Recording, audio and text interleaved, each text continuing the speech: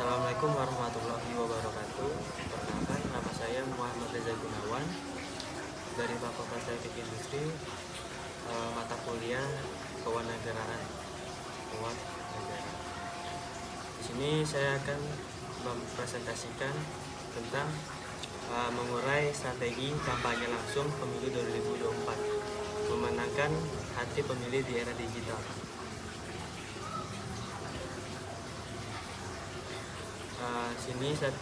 Selanjutnya pentingnya strategi kampanye langsung di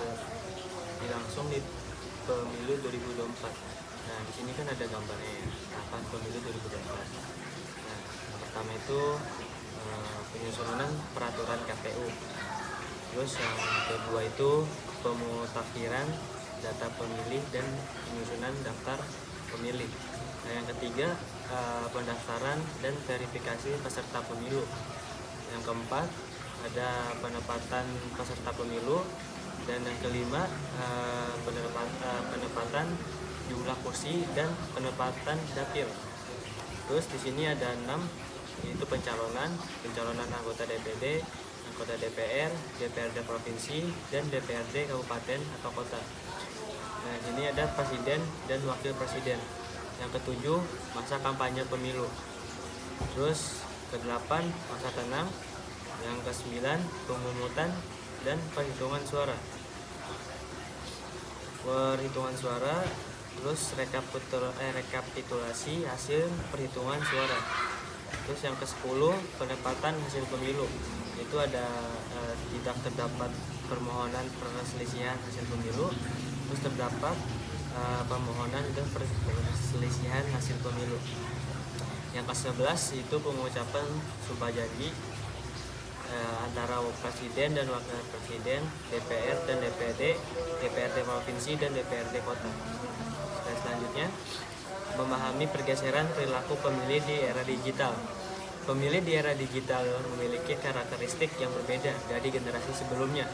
Mereka lebih terhubung secara digital, lebih kritis dalam mengevaluasi informasi, dan lebih terpengaruh oleh sentimen di media sosial. Memahami dinamika ini menjadi penting dalam menyusun strategi kampanye yang secara efektif.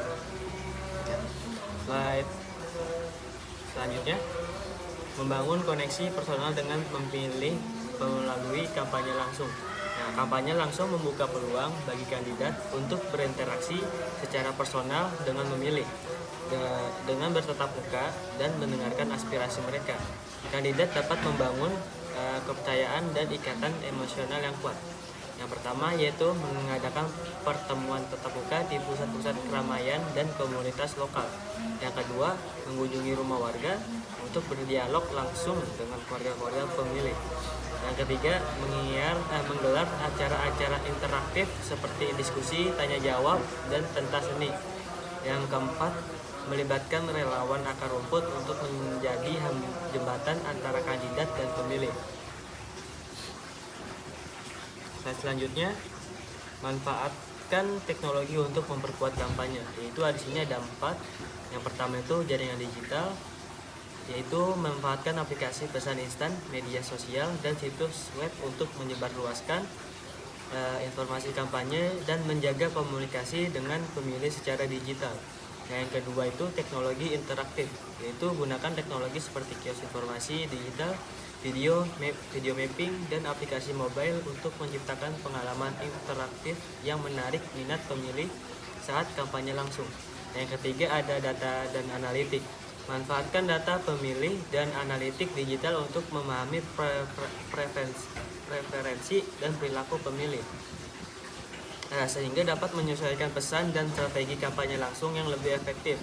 Yang keempat, dokumentasi multimedia, yaitu rekaman dan sebarkan dokumentasi foto, video, live streaming dari secara kampanye langsung untuk meningkatkan jangkauan dan keterlibatan pemilih secara daring.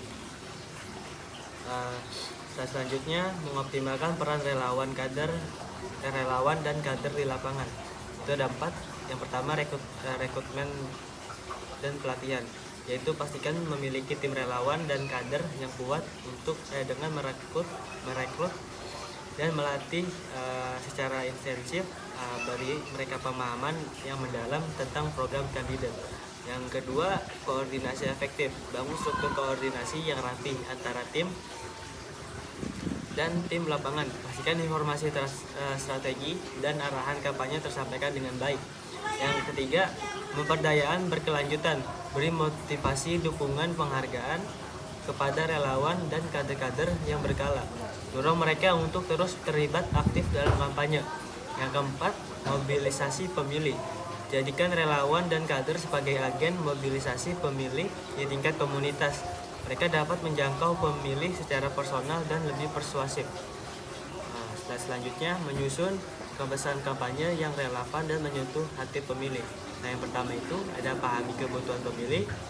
Yang kedua, ciptakan ikatan emosional. Dan yang ketiga, komunikasi secara sederhana. Yang pertama ini, lakukan riset mendalam untuk memahami aspirasi, kekhawatiran, dan harapan terutama dari pemilih daerah bersangkutan. Yaitu rancang pesan kampanye yang benar-benar menjawab isu-isu yang mereka hadapi. Yang selanjutnya itu kembangkan pesan kampanye yang dapat menyentuh hati dan perasaan pemilih.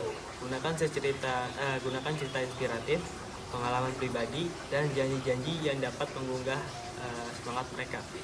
Terus yang terakhir ini, sampaikan pesan kampanye dengan bahasa yang mudah dipahami oleh semua kalangan pemilih.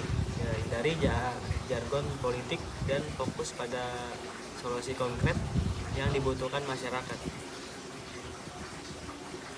Terus ini ada mengelola anggaran kampanye langsung secara efektif. Yang pertama ini ada anggaran terpadu. Susun anggaran kampanye langsung yang terintegrasi dengan strategi pemasaran daring yang luring. Pastikan alokasi dana dialokasikan secara profesional. Terus yang ketiga ada monitoring pengeluaran. Terapkan sistem pengendalian dan pelaporan keuangan yang ketat. Analisis secara berkala untuk melihat efektivitas alokasi dana kampanye langsung. Sini selanjutnya nih ada pemberdayaan relawan. Libatkan relawan dan kader sebagai mitra untuk menekan biaya kampanye langsung. Berikan insentif dan yang proporsional dan apresiasi atas dedikasi mereka. Selanjutnya, menghadapi tantangan dan isu sensitif dalam kampanye langsung. Yang pertama ada isu sensitif politik, yaitu kampanye langsung berisiko menghadapi isu-isu sensitif seperti konflik antar pendukung, fitnah, dan provokasi.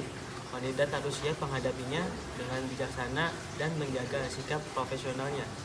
Itu yang kedua, ada tantangan logistik. Kegiatan kampanye langsung membutuhkan koordinasi dan manajemen logistik yang kompleks, seperti penyediaan lokasi, transportasi, perizinan, dan keamanan. Perlu persiapan matang untuk mengatasinya. Yang ketiga ini ada resistensi kelompok.